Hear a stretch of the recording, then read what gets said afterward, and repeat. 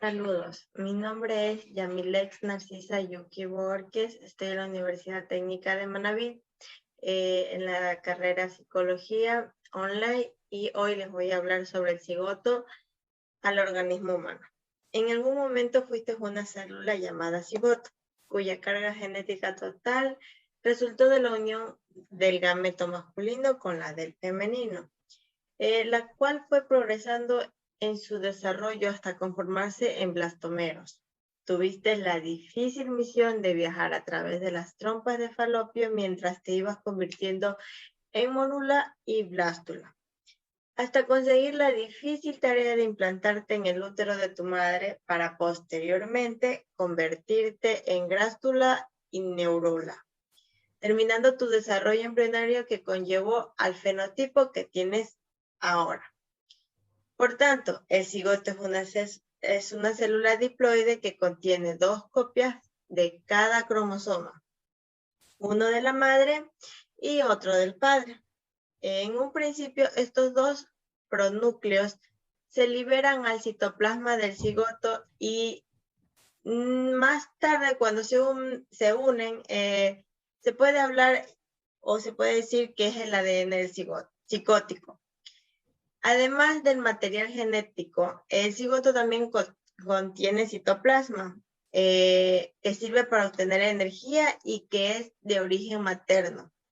El cigoto también contiene organulos que permiten dividirse y son también de origen materno. Como ya hemos señalado, esta célula contiene un núcleo y 46 cromosomas. La mitad proviene de la madre y la otra mitad del padre. El cigoto también está conformado por una zona pelúcida, dura, que lo envuelve y lo protege. Esto también se dice que son dos corpúsculos polares en el espacio perivetelino y por el citoplasma que lo rodea del núcleo. Durante el viaje, el cigoto va por las trompas del falopio hasta su implantación en el útero. Se divide muchas veces, atravesando así por diferentes fases. Por ejemplo, a partir de las 16 células se le denomina morula, por su parecido a una mora. Conforme avanza la multiplicación de células, el cigoto pasa de su estado de morula a blástula. Y en estas condiciones llega al útero, donde se implanta para continuar su desarrollo. El cigoto también es del tamaño, tiene un tamaño parecido al óvulo, ¿no? Y si bien se multiplica muchas veces, no crece mucho, sino que solo aumenta su cantidad de células.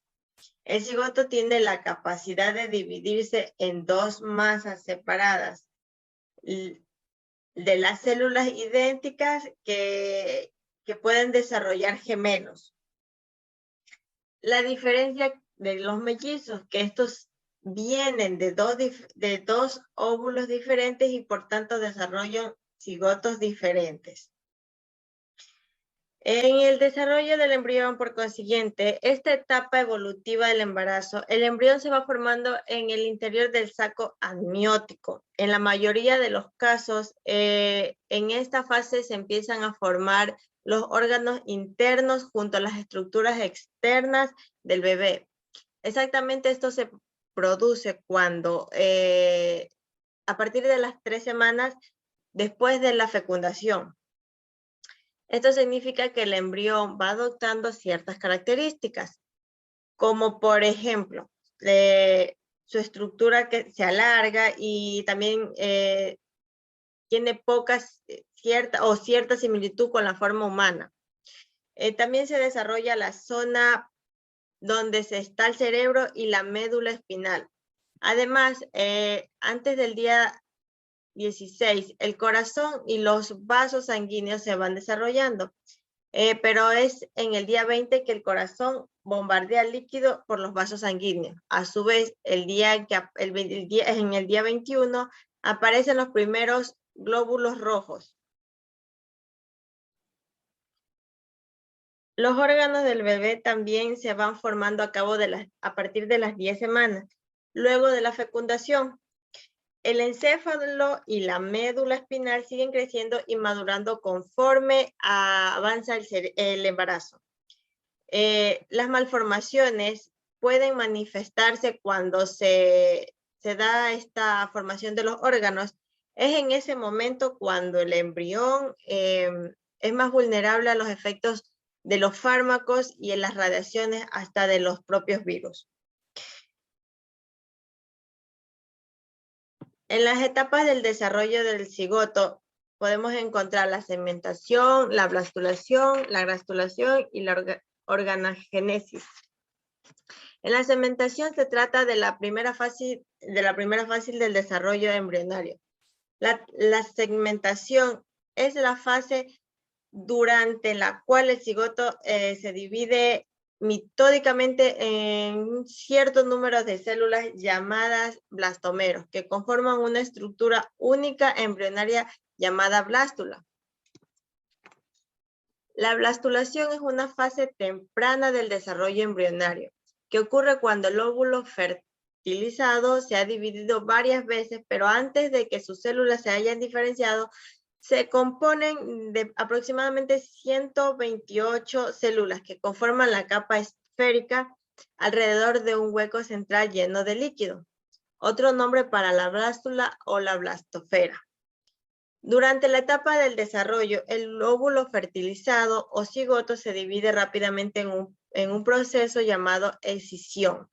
Las primeras divisiones del cigoto crean la llamada morula, que es una bola sólida de células que luego la blástula se forma cuando las células de división y los blastomeros crean una capa llamada blastodermo, que rodea la cavidad central o blastocoles.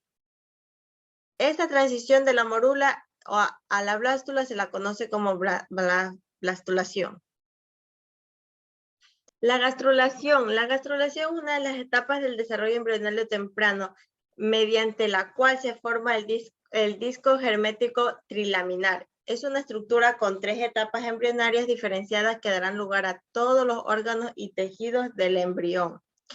También se podría decir que la gastrulación ocurre justo después de la segmentación e implantación embrionaria, es decir, cuando el embrión ya se ha dividido en muchas células y se ha convertido en un blastocito y ha conseguido anidar dando inicio al embarazo.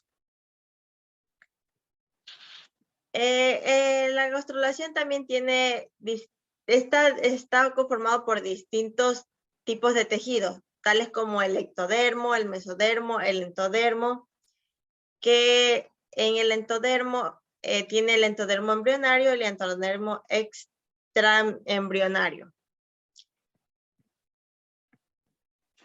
La organogénesis es un conjunto de cambios que permiten que las capas embrionarias se transformen en diferentes órganos que conforman un organismo. Debemos recordar que antes de que esto ocurra, la formación de los órganos rudimentarios quiere decir que la forma de los órganos sin forma ni tamaño definido tiene como una embriología humana. La organogénesis también se la define como el periodo comprendido entre la 3ª y la 8ª semana del desarrollo. Esta etapa primero se produce en el paso del embrión bilaminar a trilaminar, dando lugar a el ectodermo, mesodermo y el entodermo embrionario. Estos a su vez los órganos del cuerpo cuyos quedarán conformados antes del 3er mes de gestación. Existe también la etapa del parto, la cual es la dilatación, la expulsión y el alumbramiento. La primera parte, como claro está, es la dilatación, que comprende el periodo de tiempo en el que se llega a dilatar y a completar. Es decir, a los 10 centímetros de dilatación ya está listo para que nazca el bebé. Técnicamente, la fase latente hace referencia a la fase previa al inicio del parto. por lo que se caracteriza por la presencia de contracciones irregulares que tanto como en duración tiene la intensidad del dolor. Se acompaña con el borramiento cervical y la dilatación lenta y progresiva hasta los 3 centímetros. La fase activa es la más larga del parto. Se caracteriza por un aumento en la irregularidad e intensidad y frecuencia de las contracciones. Aunque en términos generales se considera normal dilatar 1 centímetro cada hora, de media la dilatación dura 8 horas en cada mujer primeriza y 5 en cada mujer que ya han tenido partos anteriormente. Eso sí, muchas veces su progresión no es lineal y por lo que además de la velocidad de la dilatación es importante tener en cuenta otros factores obstétricos para individualizar cada caso. La segunda fase es el expulsivo. Aquí se dice que el parto transcurre entre que se consigue la dilatación completa y la salida del bebé. Se llama dilatación completa porque el cuello del útero se dilata tanto que forma un solo conducto con la vagina. Para ello, el bebé debe ir acomodándose en la pelvis materna para poder salir y no cause tanto dolor a la madre. Con este término nos referimos a 4 escalones o divisiones imaginarias delimitadas por estructuras óseas y ligamentos de la pelvis, donde el primero es el más alejado y el cuarto es el más cercano a la salida del bebé, que permiten calcular la ubicación del feto y la posición de su cabecita. En la expulsión pasiva, tenemos 2 clases de expulsiones, ¿no? La pasiva y la activa. En la pasiva, comprende el tiempo en el que, aunque la dilatación esté completa, todavía no han aparecido las contracciones involuntarias de expulsión. Es decir, se produce un descenso pasivo de la presentación fetal sin que la mujer tenga ganas de empujar. En la expulsión activo es la fase en la que el bebé ya es visible. Existen contracciones que la mujer percibe como la presión o la sensación de querer ir al baño. En muchas mujeres, no en todas. Si bien inician los pujos maternos dirigidos, la madre siente ganas irreprimibles de empujar para ayudar al bebé a salir. En esta fase también dice que es el momento más deseado y esperado porque por fin va a finalizar y va a poder ver la cara de su pequeño. La tercera fase es la de alumbramiento. En esta fase ocurre entre el nacimiento del bebé y la salida de la placenta. Una vez que el útero queda vacío, se ponen en marcha una serie de mecanismos para que el útero se contraiga de manera que la placenta se desprenda y expulse al exterior. Se dice también que todas las conexiones de sangre que unían al bebé a través de la placenta para evitar que se produzca un sangrado masivo, se cierran, lo que se supondría que una de las mayores complicaciones sea la hemorragia posparto. Por este motivo, dicha etapa sigue siendo una preocupación crucial, ya que supone el 25% de las muertes maternas en el mundo. Hay diferentes tipos de alumbramiento: el espontáneo, el dirigido y el manual. En el espontáneo se podría decir que se adopta una actitud pasiva, esperando que la placenta se desprenda del útero por sí sola y salga fácilmente. En el dirigido es cuando se administra oxitocina tras la salida del bebé para acortar el tiempo que tarda la placenta en salir al exterior. En la manual, que solo se realiza después de un tiempo prudencial entre 30 a 60 minutos, y si no se ha producido la salida de la misma, pues tienden a usar otro método. Existen varios factores que influyen en el parto. Se dice así porque se han descrito en tiempos atrás que cada uno de estos procesos que nos permiten establecer los límites entre normalidad y patología, existen mucha variabilidad y un amplio abanico de posibilidades según las características de cada gestación.